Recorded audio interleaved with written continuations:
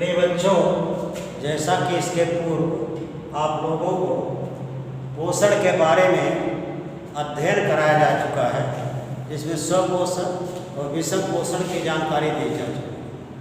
अब हम आप लोगों को मानव श्वसन अंग के बारे में बताने जा रहे हैं, जिसके अंतर्गत आप देखेंगे बोर्ड पर चित्र अंकित है, जिसमें नासा एवं नासा छिद्र यहाँ पर दर्शाया गया है, स्वर यंत्र यहाँ पर दर्शाया गया है, श्वास नली ये यहाँ से दर्शाई गई 25 सेंटीमीटर लंबी होती है, और उसके बाद ये श्वसनी है जो श्वास नली दो भागों में बट रही है। पुनः श्वसन क्या है, जो फेफड़े में चल करके कई भागों में बट जाती है। इसके बाद आपका दोनों फेफड़ा है, बाईं तरफ बायां फेफड़ा है और दाहिनी तरफ दाहिना फेफड़ा है। बायां फेफड़ा एक खांच के द्वारा दो भागों में बटा होता है, दाहिना फेफड़ा दो खांच के द्वारा तीन भागों में बटा होता है। दोनों फेफड़े में छोटे छोटे वायुकोष्ठक पाए जाते हैं, जिन्हें अंग्रेजी में एल्वियोलाई कहा जाता है,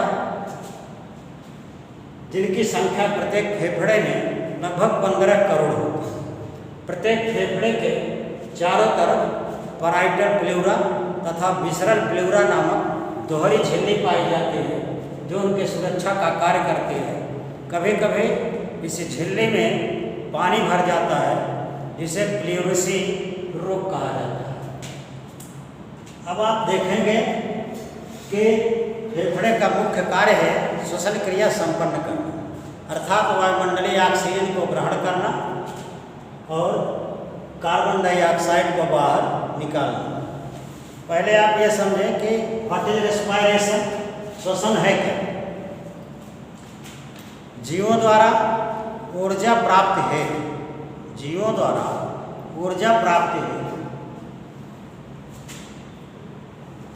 वायुमंडलीय ऑक्सीजन को ग्रहण करके कार्बोहाइड्रेट ऑक्सीकरण को श्वसन कहते हैं, जिसमें ऊर्जा की उत्पत्ति होती है।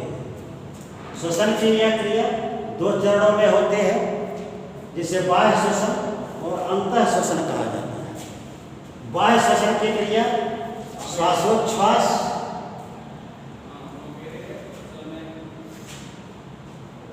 तथा गैसीय विनिमय एवं गैसीय परिवहन के अंतर्गत होती है।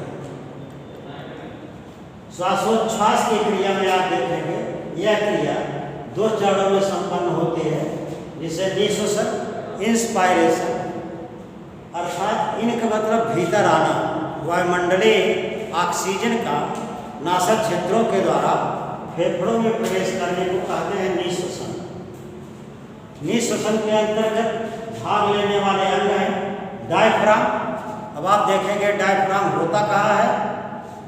आप अपने शरीर को देखें, जहाँ हम हथेली लगाए हैं, यहाँ के ऊपर के भाग को कहते हैं वक्ष गुहा, नीचे के भाग को कहते हैं उदर गुहा, और दोनों गुहा को मिला करके कहा जाता है देह। दो ऊपर की वक्ष गुहा और नीचे की देह गुहा के मध्य एक पट या पर्दा पाया जाता है, जिसे डायफ्राम कहा जाता है। और पसलियाँ होते हैं दोनों तरफ, ध्यान दें आप, ये पसलियाँ का सिर्फ दंड से निकली हैं, जो 12 जोड़ी की संख्या में पाई जाती हैं। इन्हीं पसलियों के भीतर बाह्य परसुक पेशियाँ और अंतः परसुक पेशियाँ पाई जाती हैं। इस प्रकार से आप ये समझो कि डायफ्राम बाह्य परसुक पेशियाँ और अंतः परसुक पेशियों के द्वारा श्वासोच्छ्वास की क्रिया निःश्वसन तथा निःश्वसन के अंतर्गत संपन्न होती है। अब आप ये समझो निःश्वसन में होता क्या है। जिस समय डायफ्राम नीचे की तरफ जाता है, बाह्य परसुक पेशियाँ संकुचित होती हैं, अंतः परसुक पेशियाँ अंशकृत होती हैं, जिससे वक्ष गुहा का आयतन बढ़ जाता है। फलस्वरूप वायुमंडलीय ऑक्सीजन नासा छिद्रों से फेफड़ों में प्रवेश कर जाता है। इसके बाद इसका दूसरा चरण है निःश्वसन या उच्छ्वसन, जिसका अर्थ होता है कि कार्बन डाइऑक्साइड का बाहर निकलना, जिसमें डायफ्राम ऊपर की तरफ आता है, बाह्य परसुक पेशियाँ अंशकृत होती हैं अंतःप्रसूत पेशियाँ संकुचित होती है, फलस्वरूप वक्ष गुहा का आयतन घटता है, फेफड़ों पर दबाव पड़ता है, फेफड़ों में भरी हुई कार्बन डाइऑक्साइड नासा क्षेत्रों से बाहर निकल जाती है। बच्चों इसी को कहा जाता है श्वासोच्छ्वास। इसके बाद वायु श्वसन का दूसरा चरण है गैसीय विनिमय, तीसरा है गैसीय परिवहन। गैसीय विनिमय का अर्थ होता है कि जो ऑक्सीजन फेफड़ों में पहुंची है, फेफड़े में जो वायु कोष्ठक होते हैं या एल्वियोलाई होते हैं, इन्हीं वायु कोष्ठकों में पतले पतले रुधिर नलिकाएं पाई जाती हैं। इन रुधिर नलिकाओं में रुधिर बहता रहता है। इसी रुधिर में होती है हीमोग्लोबिन नामक आयरन युक्त प्रोटीन जो ऑक्सीजन को ग्रहण कर लेते हैं। ऑक्सीजन को हीमोग्लोबिन प्रोटीन द्वारा ग्रहण कर लेने की क्रिया को कहा जाता है गैसीय विनिमय। अब यही ऑक्सीजन रुधिर के साथ शरीर में उपस्थित शरीर के सभी कोशिकाओं की माइटोकॉन्ड्रिया तक जाती है। इसी को कहा जाता है गैसीय परिवहन। इस प्रकार से वायु श्वसन के 3 चरण श्वासोच्छ्वास, गैसीय विनिमय, गैसीय परिवहन संपन्न हो जाते हैं। अब आप देखेंगे कि अंतः श्वसन की क्रिया दूसरा चरण है। अंतः श्वसन में क्या होता है? पहला चरण है ग्लाइकोलिसिस और दूसरा चरण है क्रेब्स चक्र। तो ग्लाइकोलिसिस की क्रिया बच्चों साइटोप्लाज्म या कोशिका द्रव्य में होती है। आप दर्जा 9 में कोशिका के भाग पढ़ चुके हैं, जिसमें केंद्रक के बाहर पाए जाने वाले भाग को कोशिका द्रव्य कहा जाता है।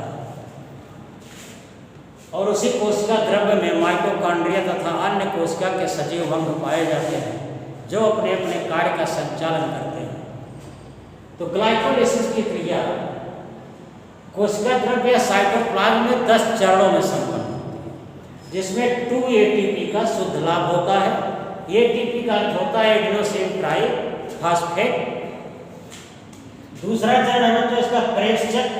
यह क्रिया माइटोकॉन्ड्रिया में संपन्न होती है, जिसमें 36 ATP का शुद्ध लाभ होता है। अर्थात अंतःश्वसन के दोनों चरणों में 38 ATP का शुद्ध लाभ होता है। यह 38 ATP माइटोकॉन्ड्रिया में संचित होती है, जिसमें ATP सिंथेटेज एंजाइम सहायक होता है। आवश्यक ऊर्जा बाहर निकलना होती है तो ATP स्वयं ADP में बदल जाते हैं। जिसे दर्जा 9 में आपको ATP चक्र के रूप में पढ़ाया जा चुका है। ATP change into ADP and ADP change into ATP। इसी को कहा जाता है ATP साइकिल। इस प्रकार से मानव में श्वसन क्रिया संपन्न हो जाती है। अब आप देखेंगे कि श्वसन के प्रकार कौन से हैं। श्वसन के 2 प्रकार होते हैं। पहला प्रकार है ऑक्सी श्वसन, दूसरा प्रकार है अंग्रेजी में ऑक्सी श्वसन को एरोबिक रेस्पिरेशन कहते हैं, अनॉक्सी श्वसन को एनाएरोबिक रेस्पिरेशन कहते हैं। ऑक्सी श्वसन का अर्थ होता है बच्चों वह क्रिया जो ऑक्सीजन की उपस्थिति में संपन्न होते हैं उसे ऑक्सी श्वसन कहा जाता है। जैसा कि समीकरण में बाईं तरफ दर्शाया गया है, C6H12O6 plus 6O2 is equal to 6CO2 6H2O plus 673 kilo calorie ऊर्जा। इसी प्रकार से आप देखें अनॉक्सी श्वसन की क्रिया जिसमें ऑक्सीजन की आवश्यकता नहीं होती है, फिर भी ऊर्जा की उत्पत्ति होती है बहुत थोड़ी सी मात्रा में, जिसका समीकरण बाईं तरफ दर्शाया गया है, जिसमें कार्बोहाइड्रेट का ऑक्सीकरण जाइलेज एंजाइम की उपस्थिति में संपन्न होता है। C6H12O6 इज इक्वल टू जाइलेज, नीचे किण्वन लिखा गया, अंग्रेजी में फर्मेंटेशन कहते हैं। बाद में C2C2H5OH ethyl alcohol, carbon dioxide तथा ऊर्जा की उत्पत्ति होती है। यह किण्वन क्रिया के द्वारा खजूर का रस ताड़ी जैसे नशीले पदार्थ में बदल जाता है। बेकरी का काम करने वाले व्यक्ति आटे को गूंथ करके शाम को यह जाइलेज एंजाइम डाल देते हैं तो वह सुबह उसी से पाव रोटी अन्य बेकरी पदार्थों का निर्माण करते हैं। अब आप देखेंगे कि ये श्वसन के प्रकार हो गए। एक चीज हम आपको और बताना चाहेंगे यहाँ पर, श्वसन और दहन में अंतर क्या होता है। श्वसन और दहन में अंतर। श्वसन की क्रिया जीव शरीर में संपन्न होते हैं, दहन की क्रिया निर्जीवों में संपन्न होते हैं। पहला अंतर हो गया।